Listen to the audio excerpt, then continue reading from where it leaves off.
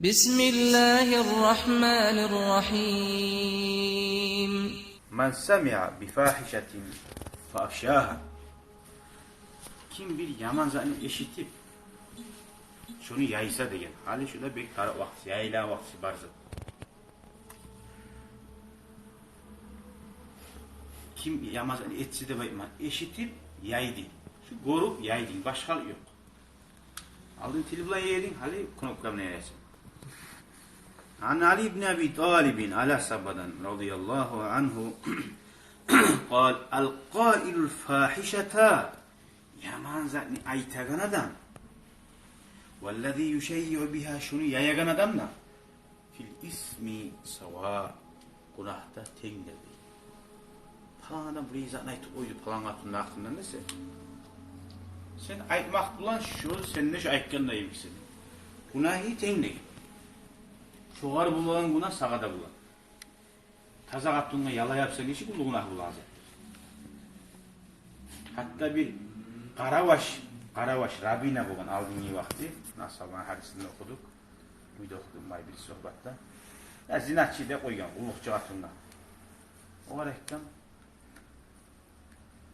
sen ne bilesin ne? Korugan mı korumagan mı? İşte ulukçu o arada girer bu arada girer zinat edir bu arada adamlar işemi için bunu deyip şöyle yoravaytı koygan.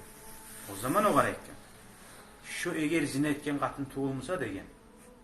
Sağa dünyada tiymasa degen tayak onunla şitiyacak degen. O salih had etilmeye kalsa degen. Onunla şitilecek degen. Adamını san etmeyin. Hazreti Müsaylım'a koymaya yaramıyor. Ayeti koymaya mazam. Günahda tengir degen.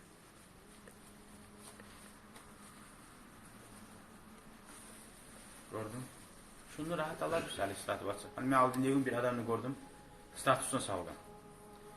Bir arı dilli ulu kişi, çiçelli kişi. Bu onu simat etken bile bir cahili kız yaş, arı kız yaş kıyını otik eti. O kişi gire alakalar şunu balağından, yukkasından. O atın işiye kara. Çünkü ağada bir kara koyaşlıydı. Onu simat etip statusuna salgan o dinçi yaş. Ayettim sen şu, seni atan Musa salacak arayım şunu. Ayettim şu yaş, zaten testa edildi. Şu günah sattı dedi. Şöyle işi şu adamdan ipriyatlı şu adam. Şu dinçi adamın işte şeytan başı getirir koyuyor. Ne mi tarak? Seni salsa suya mısın? Suymayacaksın şey. Şu zaten salagan zamanla oylaşma tarak. Ozunun şuya geçerler ya da atayını sarıp şunu yerinden. Kim suya ozunun atayını suyu WhatsApp'larda şöyle aylanan? Allah suyu. Şu salayda.